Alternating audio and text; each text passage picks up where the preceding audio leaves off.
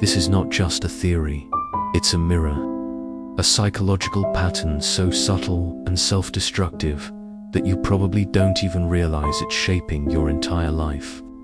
Freud called it repetition compulsion, a drive from your unconscious to repeat the very experiences that once hurt you.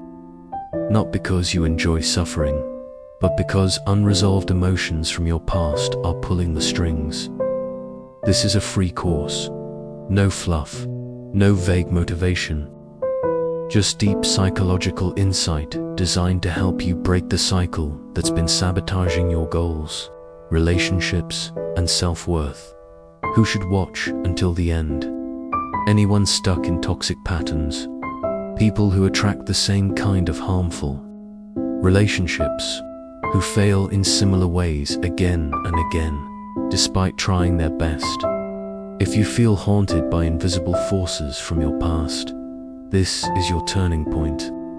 But remember, this video is not for passive watchers. You'll need to reflect, pause, and confront uncomfortable truths. But on the other side of that discomfort lies freedom. Let's begin.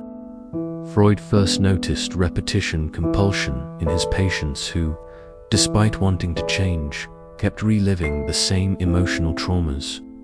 A woman who constantly fell for emotionally unavailable men. A man who repeatedly sabotaged every job opportunity. At first, he believed the mind was driven by pleasure, seeking what feels good. But repetition compulsion shattered that idea. It showed that the mind often seeks what is familiar, even when it's painful. Why? Because what remains unresolved in the unconscious demands expression. It pushes you to recreate the original wound, hoping this time it will heal, but it never does. That's why you keep chasing emotionally distant people. Why you keep giving up right before success. Why you repeat the same toxic argument in every relationship. The past is not just behind you, it's living through you. Unless you bring it into awareness, you're not acting freely. You're obeying a script written by emotional wounds you never processed. Repetition compulsion is subtle. It doesn't announce itself. It disguises itself as fate, bad luck, or your type. But there are signs. You keep dating the same kind of person, controlling, distant, emotionally unavailable, different. Names, same pain. You sabotage opportunities the moment they arrive, missing deadlines, picking fights, procrastinating until it all collapses. You feel stuck in arguments you've had before, not just with others, but with yourself. You try to change, but something pulls you back. These aren't coincidences, they're echoes. Emotional memories playing on repeat because they were never fully processed. Freud believed that trauma doesn't just linger, it seeks expression. If you've ever said, "Why does this keep happening to me?" the answer may be within you. Until you bring the source to light, the pattern will continue, not because you want to fail, but because the unconscious is trying to resolve something the only way. It knows how, by repeating it. Freud believed the unconscious isn't just a storage place for forgotten memories, it's a powerful force shaping your emotions, choices, and behaviors. Especially when it comes to repetition compulsion. When early emotional wounds, like neglect, betrayal, humiliation, are too painful to process, they get buried in the unconscious. But buried doesn't mean gone. The unconscious doesn't forget. It reenacts through your habits, your relationships, your failures. It quietly pulls you back into situations that mirror the original trauma, hoping for resolution. But since the root isn't conscious, you just repeat the wound. This is why you might fear success, because it threatens an identity formed in failure. Why you push away love, because love once hurt you. The unconscious doesn't care about your goals, It cares about expression. That's the trap. You think you're making choices, but often you're just following the emotional script of your past. And until you rewrite it, you'll relive it. This might be hard to accept. Part of you may be attached to failure, not because it feels good, but because it feels familiar. Freud observed that humans are not simply drawn to pleasure or success. We're often drawn to what reinforces our earliest emotional truths. If you were abandoned, unloved, or criticized as a child, failure confirms what you unconsciously believe. I'm not good enough. And strangely, that confirmation can feel safe, predictable, like home, success. On the other hand, is unfamiliar. It contradicts your inner narrative. It feels risky because it threatens to expose the false identity you built around being unworthy. So unconsciously, you pull yourself back. That's the trap. Emotional pain becomes part of your identity, and escaping it feels like losing yourself. Until you confront these attachments, you will continue choosing what hurts you. Not because you want to suffer, but because, deep down, you don't yet believe you deserve anything else. Freud believed that early experiences, especially traumatic ones, don't just vanish. They live on in the unconscious and silently direct our adult behavior. When a child faces emotional neglect, conditional love, humiliation, or abandonment, they often lack the tools to process the pain.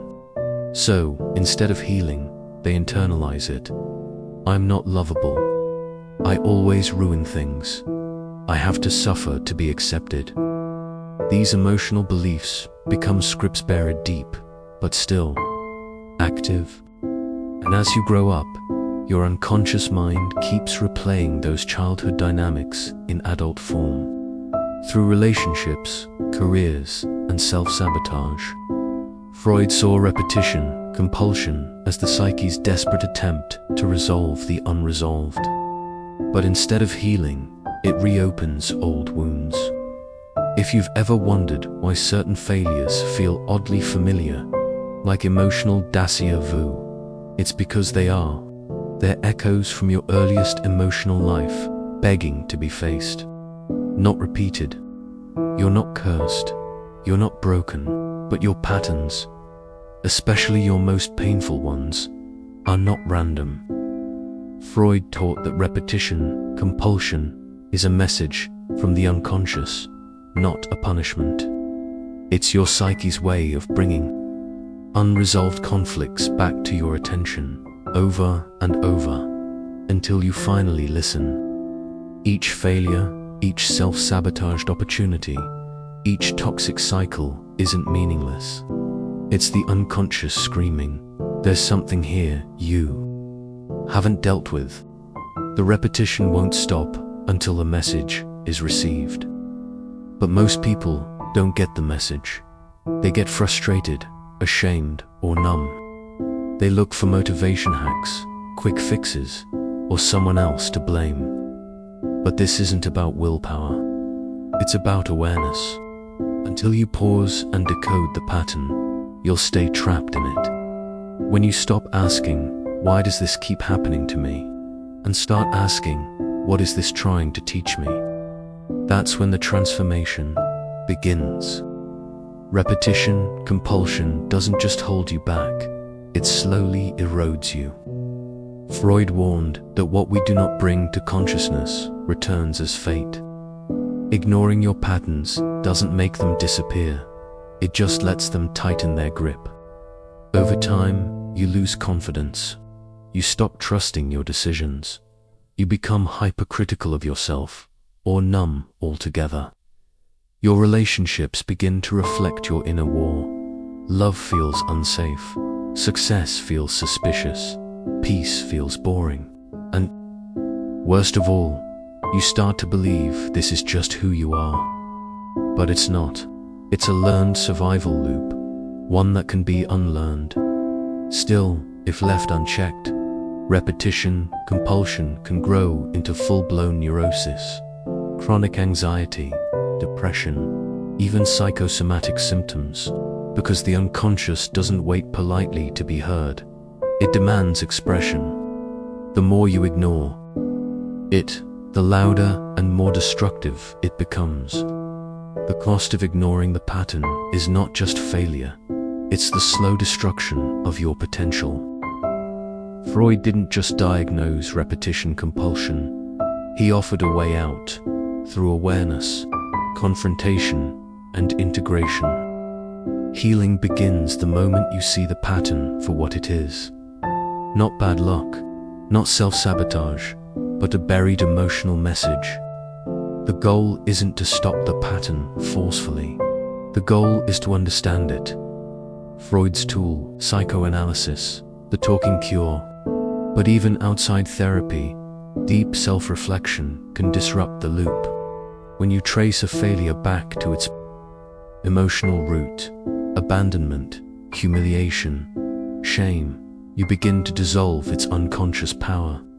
Journaling, inner dialogue, analyzing your emotional triggers, these help bring unconscious material into light. You must ask yourself, what emotion am I reliving here? Whose voice is guiding my choices? What need went unmet? And am I still trying to meet it? Through failure, you break the cycle, not by resisting it, but by listening to it, until it no longer needs to repeat.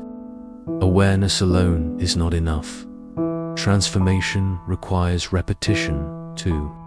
But this time, repetition must serve your healing, not your suffering.